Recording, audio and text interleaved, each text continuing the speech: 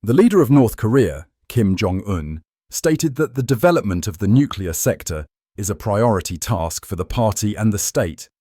emphasizing that all resources and capabilities will be directed towards strengthening the country's nuclear potential. According to Kim Jong-un,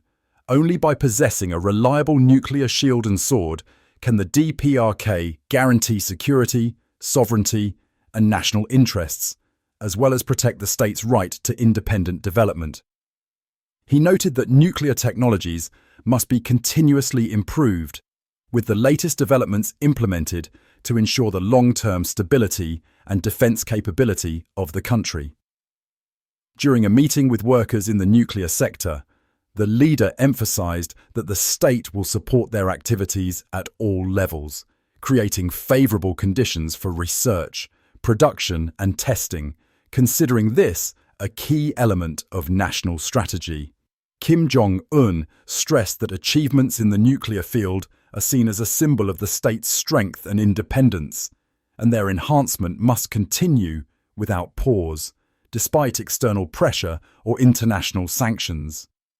He also pointed out that the responsibility for maintaining and developing the nuclear potential rests on every specialist in the sector, and only through joint efforts can the country and its citizens be reliably protected. The Korean Central Telegraph Agency cites his words, emphasizing that the nuclear program is regarded as the foundation of national security, without which neither economic nor political development of the state can be guaranteed. Kim Jong-un stated that the party and government will continuously monitor technological progress, implement new methods and means, so that the nuclear sector remains at the forefront and provides the DPRK with strategic superiority in the region.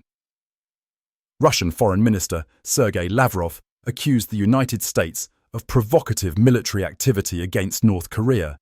emphasizing during a meeting with his South Korean counterpart Cho Hyun on the sidelines of the 80th session of the UN General Assembly that the actions of the US and its Asian allies increase tensions in the region and undermine stability.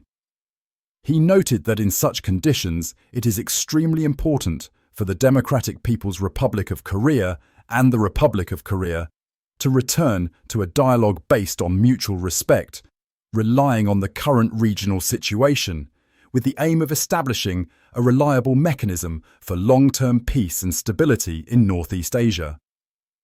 Lavrov recalled the report by the New York Times on the 5th of September,